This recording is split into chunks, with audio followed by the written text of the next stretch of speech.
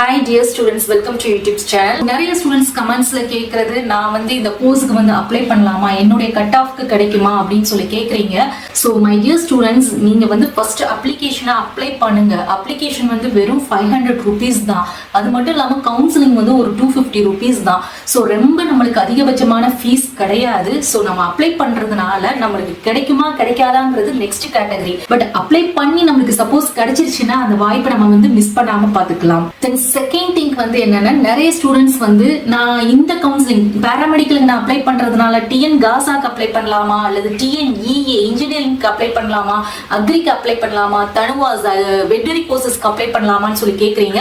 நீங்க எல்லா கவுன்சிலிங்க்குமே நீங்க அப்ளை பண்றதுக்கு எலிஜிபிள். எல்லாத்துக்குமே நீங்க அப்ளை பண்ணலாம். நீங்க எந்த கட் ஆஃப், நீங்க high cut off, average cut off, low cut ஆஃப்ல எந்த ஸ்டூடெண்ட்ஸா இருந்தாலுமே அப்ளிகேஷன் அப்ளை பண்ணுங்க. நம்மளுக்கு கிடைக்கும் கிடைக்காதுங்கிறது செகண்ட் கேட்டகரி. அதே மாதிரி நீங்க சேஃபர் சைடுக்கு நீங்க டிஎன் காசாலையும் அப்ளை பண்ணுங்க, கவர்மெண்ட் ஆர்ட்ஸ் அண்ட் சயின்ஸ்லயும். அதை தவிர உங்களுக்கு வேற என்னென்ன கோர்சஸ்லாம் உங்களுக்கு பிடிக்குதோ அந்த அப்ளிகேஷனும் ஃபில் பண்ணுங்க. ஏன் அப்படின்னு சொல்றேன்னா, நம்ம கவர்மெண்ட் கொடுக்கக்கூடிய இந்த அப்ளிகேஷனுடைய அமௌண்ட் ரொம்ப குறைவு. அப்படி இருக்கும்போது இதை நீங்க சரியான விதத்துல யூட்டிலைஸ் பண்ணிக்கோங்க. அதுதான் நம்மளுக்கு ரொம்ப ரொம்ப கிடைக்கக்கூடிய நல்ல வாய்ப்பு. எல்லாமே அப்ளிகேஷன் முடிஞ்சதுக்கு அப்புறம் நான் அப்ளை பண்ணலன்னு சொன்ன ஸ்டூடெண்ட்ஸ் நிறைய பேர் இருக்காங்க. ஐயோ இந்த டேட்டை நான் மிஸ் பண்ணிட்டேன், நான் அப்ளை பண்ணலையே, அப்ளிகேஷன் முடிஞ்சிருச்சா. ஈவன் நம்மளுடைய சப்ஸ்கிரைபர்ஸ் சிஎம்சி காலேஜ்க்கு அப்ளை பண்ணலன்னு சொல்லிட்டும் கூட நிறைய பேர் இருக்காங்க. ஸோ இந்த இதை நம்மளுக்கு கிடைச்ச வாய்ப்பை நீங்க யூஸ் பண்ணிக்கோங்க. ஸோ எல்லா கோர்சஸ்க்குமே அப்ளை பண்ணுங்க, உங்களுடைய கட் ஆஃப் எதுவா இருந்தாலும் சரி. நெக்ஸ்ட் அனதர் திங் என்னன்னா, உங்களுடைய cut off low cut off இருந்தா நீங்க டிப்ளமோ கோர்சஸ்க்கு ட்ரை பண்ணுங்க. அதே மாதிரி நான் சொன்ன சேஃபர் சைடுக்கு கவர்மெண்ட் ஆர்ட்ஸ் மட்டும் இல்லாம நீங்க பிரைவேட் காலேஜ்ல டொனேஷன் இல்லாத காலேஜ்லயுமே நீங்க அப்ளை பண்ணுங்க. அப்ளை பண்ணும்போது அவங்க ஒரு சர்டன் அமௌண்ட் பே பண்ண சொல்றாங்க அப்படின்னா அதுல நீங்க ஃபுல் அமௌண்ட்டும் பே பண்ணாம ஒரு அட்வான்ஸா ஒரு 5000 அந்த மாதிரி நீங்க பே பண்ணி உங்க சீட்டை ஹோல்ட் பண்ணி வைக்க முடியுமா அப்படிங்கறத பாருங்க. அந்த மாதிரி காலேஜஸ் இருக்குது. பட் நீங்க அந்த காலேஜஸ் நீங்க தான் சர்ச் பண்ணணும். மெயின் திங் நான் low cut off, average cut off, high cut off எல்லாருமே அப்ளை பண்ணுங்கன்னு சொல்றேன். அப்படிங்கிற ஒரு காரணம் என்ன அப்படின்னு பாத்தீங்கன்னா, போன வருஷம் நம்மளுக்கு ஒரு 4 ரவுண்ட் ஆஃப் கவுன்சிலிங் கண்டக்ட் பண்ணாங்க. அதுல ரவுண்ட் 3 அப்படிங்கிறது மாப் அப் ரவுண்ட் கண்டக்ட் பண்ணாங்க. இந்த மாப் அப் ரவுண்ட்ல பாத்தீங்கன்னா நம்மளுக்கு டாப் கோர்சஸ் B.Pharm, அதுக்கடுத்து physician assistant, radiography, operation theatre, BPT, இந்த மாதிரி கவர்மெண்ட் காலேஜ் சீட்ஸும் அவைலபிளா இருந்துச்சு. அதை தவிர நம்மளுக்கு இஎஸ்ஐ மெடிக்கல் காலேஜ் சென்னையில உள்ளது, இஎஸ்ஐ மெடிக்கல் காலேஜும் பார்ட்டிசிபேட் பண்ணாங்க. இவங்க ஆஃபர் பண்ற கோர்சஸ் 9 பேராமெடிக்கல் கோர்சஸ், 90 சீட்ஸ் அவைலபிளா இருக்குது. இந்த இஎஸ்ஐ அப்படிங்கிறது ஒரு கவர்மெண்ட் இன்ஸ்டிடியூஷன் ரன் பண்ணக்கூடியதுதான், செமி கவர்மெண்ட் அப்படின்னு நம்ம சொல்லுவோம். ஸோ இந்த மாப்பப்பை தவிர உங்களுக்கு ஸ்டே ரவுண்ட்லயும் பாத்தீங்கன்னா பெரிய அதிசயம், நம்மளுக்கு government colleges and ESI medical colleges சீட்ஸும் இருந்திருக்குது. இந்த பிடிஎஃப் பார்த்தாலே தெரியும் உங்களுக்கு சீட் அலாட் ஆயிருக்குது.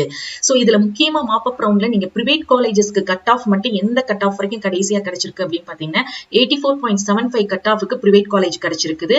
அதே மாதிரி ஸ்டே ரவுண்ட்லயும் பாத்தீங்கன்னா 82.50 வரைக்கும் நம்மளுக்கு பிரைவேட் காலேஜஸ் கிடைச்சிருக்கு. லோ கட் ஆஃப் இருக்கக்கூடிய ஸ்டூடெண்ட்ஸ் சாய்ஸ் ஃபில்லிங் கரெக்டா பண்ணீங்கன்னா உங்களுக்கு கிடைக்கிறதுக்கு நிறைய சான்சஸ் இருக்குது.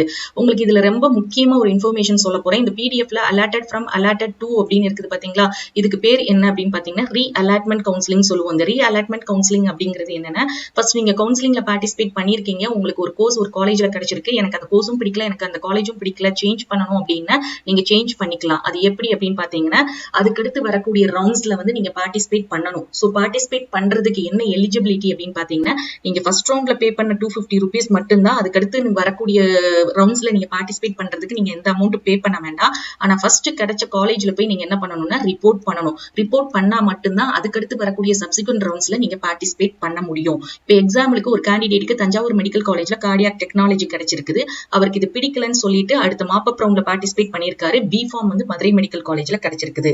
சோ இந்த மாதிரி நீங்க பார்ட்டிசிபேட் பண்றதுக்கு பேர் தான் ரீ அலாட்மெண்ட் சொல்லுவோம். இதுல உங்களுக்கு ஒரு கொரிஸ் வரும்.